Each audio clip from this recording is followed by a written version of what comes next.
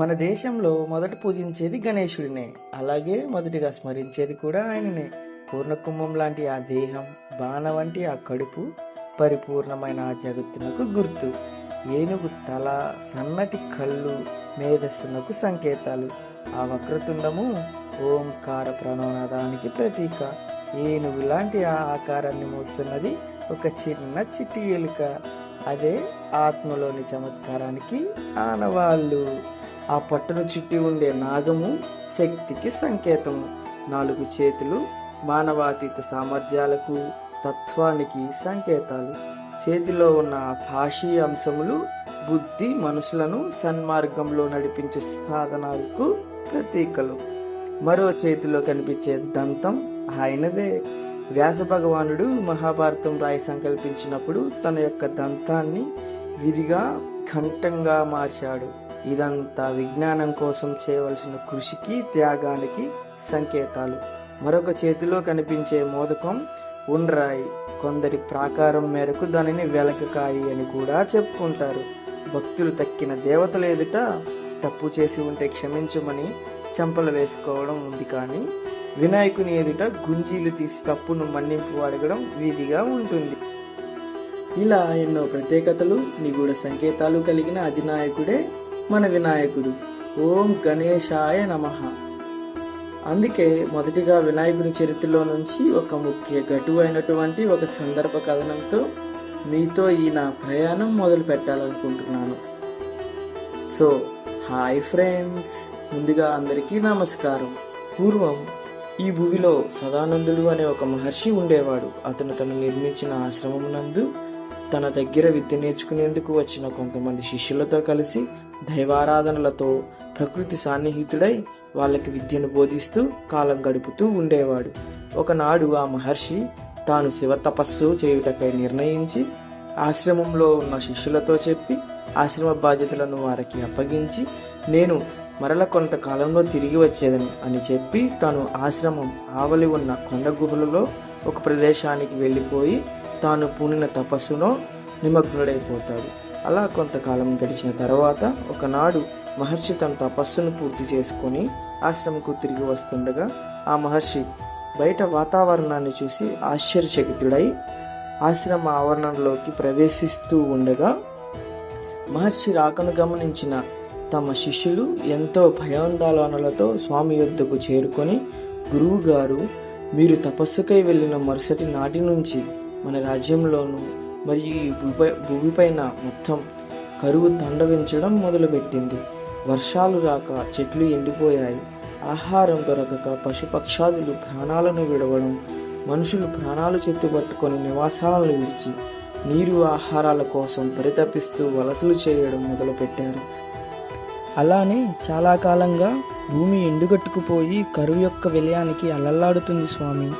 ఈ వైపరీత్యానికి కారణమేమిటో ఎవ్వరికీ అర్థం కావడం లేదు. దేశ మహారాజు గారు కూడా మీ రాకకై ఎన్నో దినాలుగా ఎదురు చూస్తూ ఉన్నారు అంటూ గురువు గారిని ఆశ్రమంలోనికి తీసుకువెళ్తారు. ఆశ్రమంలో ఎదురు చూస్తూ ఉన్న రాజు కూడా మహర్షి దగ్గరకు వేంచేసి జరిగిందంతా వివరించి తమను, ఈ భూమిని ఈ కరువు బారి నుంచి కాపాడే మార్గం చెప్పమని వేడుకుంటాడు. అందుకుగాను ఆ మహర్షి ఇలా సమాధానమిస్తాడు. ఈ యొక్క వైపరీత్యానికి పరిష్కార మార్గం వరుణునికి యాగం చేయటం మేలు కలుగుతుంది అని, 9 రోజుల పాటు వరుణయాగానికి అంతా సిద్ధం చేయించమని తమ శిష్యులకు మహారాజుకి తెలియజేస్తాడు. ఇలా 9 రోజుల పాటు మునులు, మహర్షులు మొదలగు వారి సమక్షంలో మహాయజ్ఞాన్ని పూర్తి చేస్తారు. అప్పటికీ కరుణించని వరుణుడి కఠినత్వాన్ని చూసి అందరూ ఆశ్చర్యపోతారు. ఇక అందరూ మహర్షి వద్దకు వచ్చి, గురువర్య, ఇక ఈ కరువు ఆడే విలేతాండవానికి అందరూ బలి కావలసిందేనా అంటూ బాధతో అడుగుతారు. దానికి గాను సదానందుడు, లేదు, ఎవ్వరూ చింతించకండి. యజ్ఞహోమంలోని ఆ భస్మాన్ని ఒక కుండలో ఉంచి నాకు ఇవ్వండి. నేను నేరుగా ఆ పరమని శివుని యొద్దకే వెళ్ళి భస్మాన్ని పరమాత్మునికి సమర్పించి తన నుదుటిన రాసుకునేలా ప్రార్థిస్తాను. తాను ఈ భస్మాన్ని ధరించిన తమ తలపై ఉన్న గంగను కరుణ కోరి వచ్చిన మనకై ఈ భూమికి పంపేదరు అని తెలుపుతాడు. ఈ మాట విన్న అందరూ సంతోషితులై యాగహోమం నుంచి భస్మాన్ని తీసి భద్రపరిచి మహర్షికి ఇచ్చి కైలాసమునకు పంపెదరు. అలా సదానందుడు భస్మాన్ని చేత ఉంచుకొని కైలాస ద్వారము యొద్దకు చేరుకోగానే అక్కడ ద్వారపాలకులుగా శివపుత్రులైన వినాయకుడు మరియు కార్తికేయుడు ఉంటారు. వారు సదానందుని రాకను గమనించి అడ్డుకుంటారు. ఎవరు నువ్వు, ఎందుకు వచ్చావు అని అడుగుతారు. అందుకు మహర్షి, నాయన, నేను ఈ భూలోకం నుంచి వస్తున్నాను. నా పేరు సదానందుడు. భూమిపైన ఏర్పడిన ఒక వైపరీత్య నివారణకై మహాశివుని వేడుకునేందుకు వచ్చాను. యజ్ఞం చేసి గావించిన భస్మాన్ని స్వామి ధరించుటకై తీసుకువచ్చాను అంటూ చేతిలోని కుండను చూపిస్తాడు. వినాయక కార్తికేయులు ఇది విని తమలో తాము ఇలా అనుకుంటారు, ఈ మనిషి ఎవరో బిచ్చగాడిలా ఉన్నాడు, కాసేపు సరదాగా ఆట పట్టిద్దాం అని మహర్షితో ఇలా అంటారు. నీ వాలకం చూస్తుంటే నువ్వు మహర్షిలా లేవే, ఒక బిచ్చగాడిలా ఉన్నావే, అయినా చేతిలో భస్మం పట్టుకొని వచ్చావు. ఇది మా నాన్నగారు ఎలా ధరిస్తారని తెచ్చావు? అసలు ఇది భస్మమేనా ఇంకేమైనా? ఇలా ఇవ్వు అంటూ మహర్షి చేతిలోని కుండను తీసుకుంటారు. అలా తమ అల్లరి చేష్టలతో కాసేపు మహర్షిని అడ్డుకుంటూ దానిని కింద జార విడుస్తారు. అది చూస్తూ ఉన్న సదానందుడు ఎంతో బాధ నిరాశ చెంది ఎంతో కష్టపడి 9 రోజుల పాటు యాగం చేసి తెచ్చిన భస్మాన్ని మీరు నేలపాలు చేశారు అంటూ గట్టిగా ఏడుస్తూ తమ బాధను వెల్లడిస్తూ ఎంతో రోదిస్తాడు. వినాయకుడు కార్తికేయుడు ఒకరి మొహం ఒకరు చూసుకుంటూ అయోమయంలో పడతారు. ఇంతలో తన మందిరంలో ధ్యానంలో ఉన్న పరమశివుడు ద్వారం దగ్గర విలపిస్తున్న సదానందుడి రోదను విని ధ్యానం నుంచి వైదొలగి అక్కడికి చేరుకొని జరుగుతున్నది చూస్తాడు. దిక్కులు చూస్తూ ఉన్న 2 పిల్లలను కింద కూర్చుని ఏడుస్తున్న సదానందుడిని చూసి, సదానంద, ఏమైంది, ఎందుకు రోదిస్తున్నావు అని అంటాడు. అది విన్న సదానందుడు వెంటనే తలపైకెత్తి చూసి పరమశివుడికి నమస్కరించి, పరమేశ్వర, చాలా కాలంగా భూమి కరువు కాటకాలతో నిండి ఉన్నది. దానికై ఎంతో శ్రద్ధగా వించి దీక్ష యజ్ఞాదులను చేసి వరుణయాగం పూర్తి చేసి ఆ యజ్ఞ భస్మాన్ని మీ చెంతకు చేర్చి సమర్పించి ఈ యొక్క ఆపద నుంచి కాపాడుతారని వేంచేశాను. కానీ ఇక్కడకు చేరుకున్నాక ఇలా జరిగింది అంటూ అంతా శివునికి చెప్పుకుంటాడు. ఇది విన్న పరమశివుడు కోపంతో వినాయకుడిని కార్తికేయుడిని చూస్తాడు. ఒకరినొకరు చూసుకుంటూ తలదించుకుంటారు. శివుడు ఇద్దరిపై ఆగ్రహిస్తూ, ఆపద అంటూ వచ్చిన వారి అవసరమేదో కూడా తెలుసుకోకుండా పై వేషధారణ చూచి మీ వెక్కిలి చేష్టలు చూపుతారా అంటూ కోపంతో ఆకలి బాధలు కొంటూ ఆకలి విలువ ఏంటో తెలుసుకుంటూ అది దొరకక భిక్షయాటన చేస్తూ సాధారణ మనిషి వలె భూమిపై వెళ్ళి జీవించండి.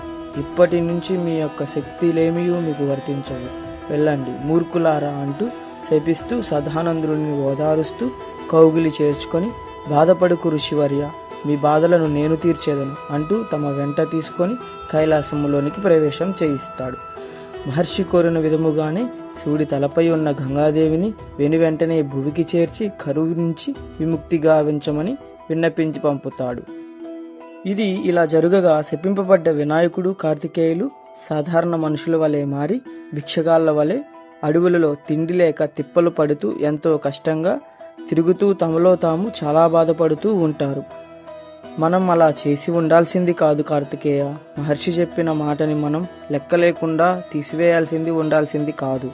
అవును వినాయక, దానికి ప్రతిఫలము ఇప్పుడు మనం ఇలా అనుభవిస్తున్నాం అంటూ అటుగా కనిపిస్తున్న ఒక గ్రామం వైపు నడుస్తారు. పద, అక్కడ నివాసాలు కనిపిస్తున్నాయి, తినడానికి ఏమైనా దొరుకుతుందేమో వారిని అడిగి చూద్దాం అంటూ ఆ నివాసాల వైపు వెళ్తారు. మొదటిగా ఒక గృహము ముందు నిలుచుని, అమ్మ, మాకు ఆకలిగా ఉన్నది, తినేందుకు ఏమైనా ఆహారం ఇవ్వగలరా అంటూ అడుగుతారు. ఇంట్లో నుంచి ఒక పెద్ద ఆవిడ వచ్చి, లేదు లేదు, మాకే తిండి లేక చూస్తున్నాం ఇక్కడ, మీరు ఎక్కడి నుంచి వచ్చారు, వెళ్ళండి వెళ్ళండి అంటూ చేతి కర్రను జాడిస్తూ అరుస్తుంది. ఎంతో నిరాశలో, ఏంటి సోదరా ఇలా జరుగుతుంది, మనకు తిండి పెట్టేవారు ఉండరా అంటూ వినాయకుడు చతికిలబడిపోతాడు. అక్కడ వేరొక గృహము ఉన్నది, వెళ్ళి ప్రయత్నించి చూద్దాం రా అంటూ కార్తికేయుడు వినాయకుడిని వెంట పెట్టుకొని అక్కడకు వెళ్ళి, అమ్మ కాస్త ఆహారం ఉంటే పెడతారా అంటూ అడుగుతారు. దానికి అక్కడే ఉన్న దంపతులిద్దరూ, మీ కంటికి ఎలా కనిపిస్తున్నాం మేము మాకు మాత్రమే ఆహారం తయారు చేసుకుంటాం, మీలాంటి వాళ్లకు దానం చేసేందుకు కాదు, వెళ్ళండి వెళ్ళండి, అయినా మీలాంటి వాళ్ళని ఊళ్ళోకి రానివ్వడమే పెద్ద తప్పు అంటూ కసురుకుంటారు. దానికి గాను వినాయకుడు బదులిస్తూ, మేమేమి హీనులం కాదు, ఒకరిని అర్థం చేసుకోలేక బాధ పెట్టడం వల్లనే మాకు ఈ గతి పట్టింది. అయినా ఎదుటి వారిని బాధను అర్థం చేసుకోకుండా అలా ప్రవర్తించకండి, అది మంచిది కాదు. సహాయం కోరి వస్తే చేతనైన సహాయం అందించడమే ధర్మం అంటాడు. చేసిన తప్పును అంగీకరిస్తూ బాధలో కార్తికేయుడు వినాయకుడు ఒకరినొకరు చూసుకుంటూ ఉంటారు, మౌనం వహిస్తారు. ఇంతలో ఆ ఇద్దరు దంపతులు శివపార్వతులుగా మారి తమ నిజస్వరూపము దాల్చి, పుత్రులారా, మీలో ఈ మార్పు కోసమే మేము కోరుకున్నాం, ఇంకెన్నడూ కూడాను ఇలా ప్రవర్తించకండి అంటూ దగ్గర చేర్చుకొని తమతో పాటు కైలాసమునకు తీసుకుని వెళ్తారు. అందుకే ఎప్పుడు కూడా తమ యుద్ధకు వచ్చి మొరపెట్టుకున్న వారి బాధలను ఎప్పుడూ పెడచెవిన పెట్టరు మన వినాయకుడు మరియు కార్తికేయుడు. ఇలాంటి కథలు మరెన్నో వినాలన్నా మరియు మీకు నేను వినిపించాలన్నా మీ సపోర్ట్ నాకు కావాలి. నచ్చినట్టయితే లైక్ చేసి నాకు ధైర్యాన్ని ఇవ్వండి.